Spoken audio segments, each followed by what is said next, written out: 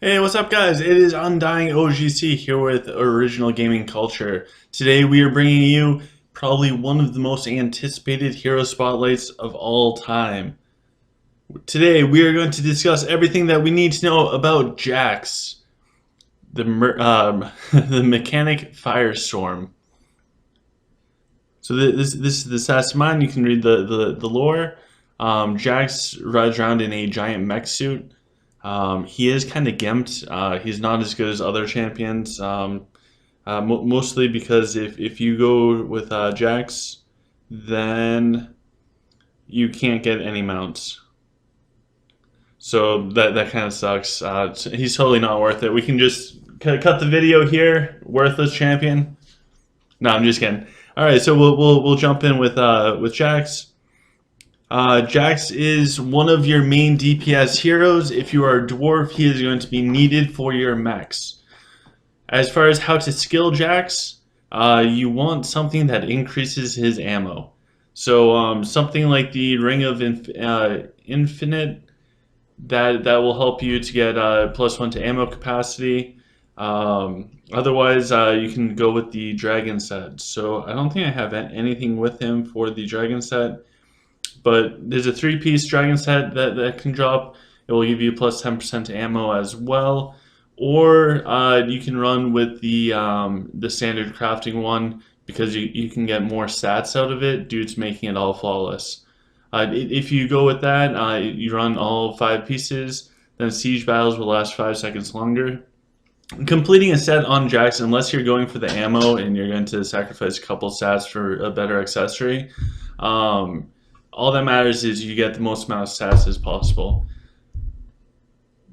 For weapons, this weapon is actually better than his flawless ion cannon. His flawless ion cannon, which looks like this. That it gives +25 might. If you go to academyofconquest.com, you can find that out.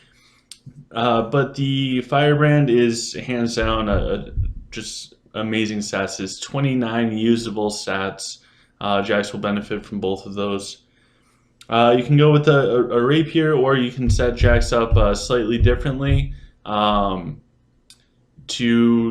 maximize his crit and his crit damage. I just go with this because, yeah, it just looks good. And finally, as far as an artifact, I go with the Saple. If you watch if you haven't watched it already, go check out the attack speed video where I do a bunch of testing between this and some other things. So this is probably the second best artifact for Jax. The best artifact is actually on. So Bloodmaw's Bite is actually the best artifact for Jax, especially if you can get it to 4-star. When this is at 4-star, Jax will heal for 30% of the damage that he deals. Yes, use one less energy point, whatever. Um, he'll also that heal will double when his health drops below 50%. So if you're doing the fire off or the spray and pray, I'm sorry. If you're doing spray and pray, he's going to be very hard to take down because he's going to put out so much damage. He's going to heal for a percent of that damage, but the 4-star on this is damage to heroes +60%. If you get that and you have that on Jax, his double shot that goes out, which I'll show you in the clips, his double shot will actually shred through heroes. He'll just kill everything. You can have a variant with a bubble go off, and Jax will just shred right through him with that extra 60%. So the Bloodmaw's Bite is definitely, if you can get it to 4-star, super expensive. Hands down the best for Jax. The Sapier is second best. The one with the sword-looking thing that's in the attack speed video is probably better off on Mako. If you run your Jax and you are not doing spray and pray at all, then go with the attack speed boost artifact. Um, and actually, if you do that, then you would want the attack speed boost weapon, and for the accessory, you would want the plus crit one, which looks like one of these. But anyways, That's a bunch of information. If none of that makes sense, someday when it does make sense, rewatch and rewatch that little segment. This is a very standard setup for Jacques. When it comes to setting him up to queue up troops, he can equip 2 weapons, so make sure that you put 2 Masonic Scepters on him for when you are queuing up gold troops. These drop in Void 81. They are the best weapon for queuing up and increasing your gold cap. The rest is just anything that offers plus stamina. I am tongue-tied. I'm so excited for a Jacques video. For queuing up anything that adds command. When it comes to Jacques normal, that's when you want to focus on stamina and might. If you play dwarf, then you might want to do stamina, might, and command. We'll get to that. So let's jump into his abilities. The first one is Walking Arsenal. Pretty much every time you deploy Jacques, 3 energy. It's not going to be 1 like most heroes. He'll be like Rose. If you watch the Rose video, he takes 3 energy to deploy. So if you're doing a lot of sieging, use Jacques if you need him. If you don't need him, just run with like Sprig and Mako and Fenris, because you can get all 3 of them for the price of Jax's energy to deploy him. That also limits him in the hero trials on a daily basis. You can only use him for 1 out of the 6. You'll hit a point where hero trials is super easy and it's just kind of like, oh geez, I have to do this to get a ton of experience points. But towards the beginning, or when your heroes aren't fully maxed out, save your Jacques for when you need him in the hero trials. Firestorm. Actually, let's bring up a level 9 Firestorm. So Firestorm has Jacques spray in a line for 9.5 seconds. It does a bunch of damage. It will shred. It will literally carve out a line in the battlefield. It's a very strong skill. You also have full control over this area that's going to carve out in the battlefield. So if there's a specific target that you want to eliminate, this is a great skill for that. Next, we have Rocket Launcher. There's a little bit of controversy over this skill. I do not like Rocket Launcher. That does not mean that you might not like it. But my recommendation is, if you are a lower level player and or your Jacques is not maxed out, or your castle just hit level 40 or is not level 40 yet. So anywhere from castle level 1 up until you just hit 40, do not do any points in Rocket Launch. Realistically, your ammo is too precious to waste on Rocket Launcher. Rocket Launcher, you can do the test for yourself. I've already done them, but do them for yourself. See the difference in how fast his ammo gets depleted if you use Rocket Launcher. Even level 1, it's still going to deplete at the same rate as having Rocket Launcher level 9, but it uses up so much more ammo. So I skip Rocket Launcher. I think Rocket Launcher does have its place in the game, and I think that place is if you don't use Spray and Pray with Jacques. If you skip Spray and Pray, you throw some attack speed items on him, you let him get his research buffs with the attack speed boost for the first 30 seconds of the battle, you let him go out and just shoot off a bunch of stuff. Sure, I could see an argument for that. Otherwise, save your ammo for more damaging things. Then we have Mech Expert. So if you do play Dwarf and you do run mechs, then you will want to place Gafgar with Jacques, both of them having Mech Expert maxed out. That way your mechs live longer.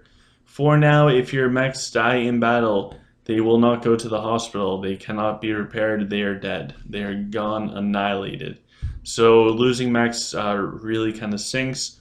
Mechs are super tanky. Why not make them even more tanky? If you aren't playing Dwarf, skip that skill altogether. There's also an equipment piece that's an accessory that will offer +1 to this skill. So if you do play Dwarf, you will want that skill. You will want that item for the +1 to this skill. Next we have Expanded Capacity. This increases how much ammo Jacques has. Again, you want the ammo on Jacques. You want it to last for hopefully as long as possible. If it's a close PvP and the PvP gets dragged out, you want your Jax standing there doing his spray and pray, and if the enemy Jax runs out of ammo, you're going to be in a heck of a lot of better situation than the enemy. So having ammo on Jax is important. I think tomorrow we cover Grimace, which will also highlight on Jax's ammo a little bit more. Then we have Double Charge. I really like Double Charge. Double Charge is you can control where Double Charge goes. Imagine Jax's chest, the chest plate of his mech suit. Whichever direction that's facing in, that's where it's going to shoot off. It does an AoE. It actually does a decent amount of damage. But depending on Jax's positioning, you can control the area in which it goes. I'll try and highlight that later on. It's kind of hard to explain. Pretty much, if you go into a dragon run and dropped a bunch of stuff. Say you're on a dragon run, the dragon's right in front of you. Jax runs up, Jax is kind of on the side, you hit spray and pray. Jax's body is stuck at like a 45-degree angle. That means all the double charges from that point on until the end is going to go at that 45-degree angle. Try the same thing in a second dragon run, but this time wait until the dragon dies and Jax recenters facing the enemy to then hit spray and pray, and you'll notice that all of his double charge will go straight forwards. This is useful in Siege, so if Jax is on one side and he's pushing one side really hard, you might want to wait a split second if he looks like he's about to move. That way if he moves and he shifts, his double charge will shoot off into one whole new side of the battlefield while he keeps shooting forwards, so he just does more damage overall. Play around with double charge. Jax's positioning does matter. It's really hard to explain. It's maybe I'll do some special editing to try and highlight it. Probably not, because that takes way too much time. I like you guys, but I don't like you that much.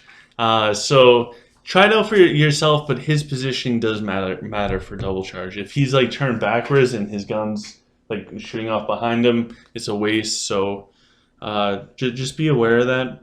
Then we have spray and pray. Let me see if I can get a max spray and pray. So spray and pray increases the firing rate of all of his weapons until he runs out of ammo. Jax will become, imagine a turret defense game. He will become a rapid fire turret. He will not move. He will turn and shoot at literally everything rapidly, but he is stuck in one place. By turning, I mean just his gun, so whichever way his chest plate for his mech suit is facing is where the double charge is going to be. Rockets, if you get rockets for some reason, and also his normal gun will turn 360 degrees. Double charge goes wherever he faces. So again, when you hit the spray and pray, make sure Jax is facing in a direction that is beneficial. This skill does not stack on any other attack speed. In active skills, attack speed boost trumps all other attack speed buffs. So if it's right in the first 30 seconds of the battle and you get the hero research, if you have an attack speed, the swift blade dagger equipped to Jax, if you have an artifact that increases attack speed, none of that will affect spray and pray. The 220% increase trumps everything. It's set, it's locked. Go watch the attack speed video if you have questions on that. So that is Jax in a nutshell. So let's go test out some of his abilities. Let's see what Jax is like. See if he lives up to all of the hype, and let's see if he can actually clear this out. So first we'll start off, and to start this off, you know what? Let's do a firestorm and just eliminate everything. So as you can see, it goes down. Pretty much everything's critting just because of his setup. The fire off literally just carved a line out. So now see how Jax is facing towards this mountainous region. That means all of his double charges, which will shoot out periodically. You'll see everything in front of him just kind of die. That's a horrible positioning for Jax with his double charge. So as you can see, it takes him forever to clear this out because he actually has to clear it out with his machine gun only unless they run right in front of him. So to position him better for the spray and pray, let's wait until he turns to the right a little bit. There we go. So now he turned to the right. Now you'll see the double charge. It will shoot off of his chest, and it will go out and it will just hit a wider area.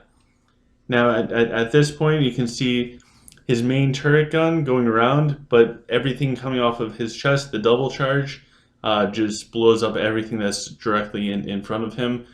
The double charge will go the whole length of the battlefield.